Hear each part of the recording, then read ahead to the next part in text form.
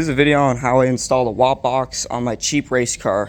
So you can see here, this is the watt box that came out of my Mustang. I lost the wiring harness for it, so I'm going to be saying what colors these wires actually are. So on an actual watt box, there's a yellow wire, a black wire, an orange wire, a red wire, a green wire, and a blue wire. I'll tell you what all those wires are. Before I get started, I wanted to show you guys that I did not bypass the firewall. I went around the outside of the firewall, going through the door here. I wouldn't recommend this because, well, obviously your wires can get damaged. They're outside of the car, they're not really protected.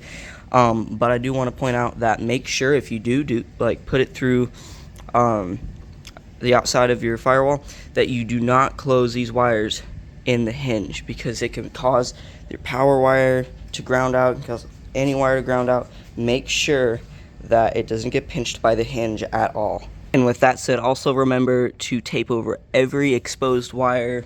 This could cause fuses to pop, or even worse, it could cause your ECU to fry. It could cause the components on your car, could cause sensors to fry. It could also cause things to catch on fire. So make sure that you do this correctly and tape over everything. So this watt box needs a yellow wire, which is your RPM signal, a black wire, which is your ground, of course, orange wire, which is the power output, and a red wire, which is the power input. The green wire could either be a clutch or a button input, and the blue wire is your throttle position sensor / pedal position sensor. I do want to say real quick that this video is not specifically for the Ford Focus. You could use it as a reference for any car, because most cars have the things that you wire up to this Focus. It's not as bad as you think, so I'll try to explain it so you could do this on pretty much any car.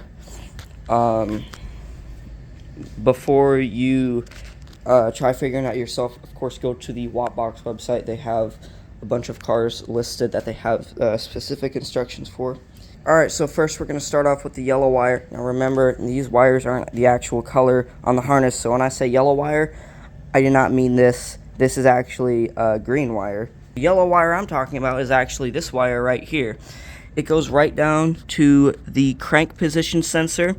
There are two wires down there. I spliced into the one on top, obviously. This will control your RPM signal, so the watt box know what RPMs your car is running at. I took it all the way back here to the watt box. I'll show you a diagram of which pins are which color in case you lost your harness like I did. Okay, the next wire is going to be the throttle position wire. This is the blue wire. Blue wire right here. Blue wire. I wired it up right to the throttle position sensor. This will tell the watt box when the throttle's opening and closing, when it's a wide open throttle. I just wired it up right there to the white wire. Okay, so the power in and power out. These are the red and orange wires. Red and orange, remember. This is the red wire, this is the orange wire. As you can see, I have it going straight to the coil pack. This wire right here is the power wire for the coil pack. You put a multimeter on every pin on this connector right here, and then you see which one gives you closest to 12 volts. You splice into the wire. Make sure the red one goes from here to the watt box, and then it'll come back and it'll go into your distributor. Make sure you don't splice these wires as one, or else it can short out and the watt box will not work. Next, of course, is the green wire, which is the clutch wire. So I have that wired up from the battery. It goes all the way, which one is it? It's the white one. It goes all the way from here into here, going through this pigtail into the button. I'm not using my my clutch. I'm using a button on the steering wheel to activate the watt box. And then it goes from the button into the watt box. And the black wire, of course, is the ground wire. Now, troubleshooting this is somewhat easy. It took me a couple minutes to troubleshoot this. The best way to do it, if everything's hooked up right, the blue light should come on. If it's not coming on, then you're not getting power from the orange wire. No, from the red wire. You're not getting power from the red wire coming in, or you have a faulty ground. If you floor the gas pedal, the box should blink. If it's not blinking, then that means you don't have the blue wire wired up properly. Remember, that goes to your throttle position sensor. So if that box isn't blinking, this is not on the right wire. Some cars, you don't even need to put it on the throttle position sensor. You put it on the pedal position sensor, which is the sensor on your gas pedal. So if it's not working there, then you could try putting it on your gas pedal. And now the last way to troubleshoot: floor the gas, it'll blink. Press in either your clutch, or if you wired it up to a button like me, press the button. It should cut out like that, and then keep flashing. Press it again just to make sure, and it works. If it's not doing that, then that means your green wire is not hooked up properly either to the clutch or to the button. People say you have to do the clutch, but I did talk to a guy from N2MB, and he said that if you can't wire it up to the clutch or to anything, you can just bring a wire from the battery out to a button, and then from that button go to the watt box. Found that is my favorite way to do it, so I could rev the car whenever I want and not engage two-step. The only way to engage it is with that button there. So if I'm not pressing that button, nothing's gonna happen. And then finally, if your car is not starting after this, if it's just cranking over and over and over and over again, generally that means that your orange wire is not hooked up properly, or that you have the two switched around. So if it's not starting, and if your wire is hooked up properly, switch the wires around. Maybe it'll work better then. Another thing is, sometimes if your watt box already has a tune flashed on it, you have to erase that tune. You go onto the software, there's an options, it says reflash tune.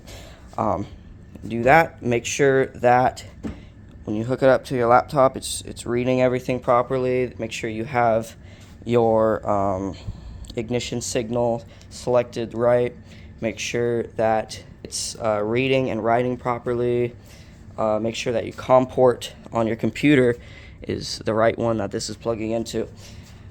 After that, it should all work. Of course, you can always email the people at N2MB if you have questions, or you could leave a comment in my comment section, or find me on Instagram or something and DM me.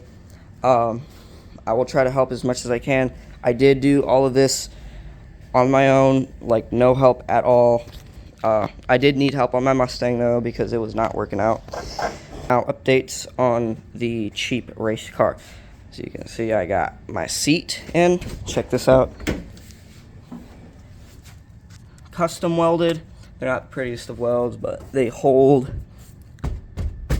It works. This seat's really nice, actually. I got the seat for free, of course, this being a cheap race car. It grabs me really well. The headrest is really nice.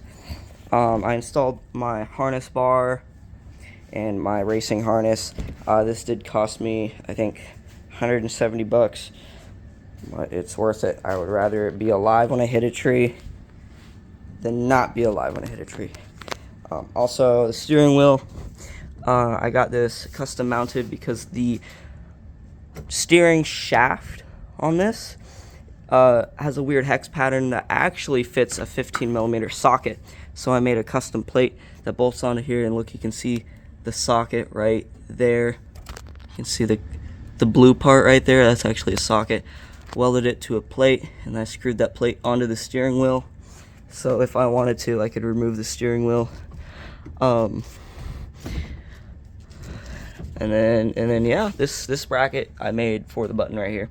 I just cut out a piece of aluminum, sanded it down, made it look nice.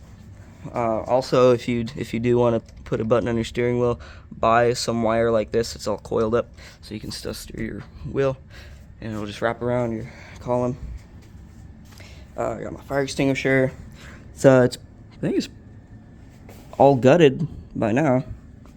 I don't really think I could pull much more out. Of course, that door panel, which I need to figure out how to take the crank off the window. But other than that, check the brake lights, the back blinkers, everything works there.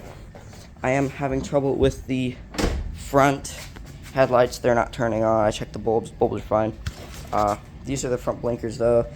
I don't know what I'm gonna do with these. I want to have like a bottle over them or something to enclose them, and then I can screw them in probably to the plastic piece right there. But other than that, I've been test driving it. I got some new wheels, so I don't have to run around on a donut. And yeah, I think that's pretty much it for the race car. Thanks for watching. Please like and subscribe or do something, or I don't know, go watch more of my videos. This is some fun shit. I'm glad you guys are here with me. See you next time.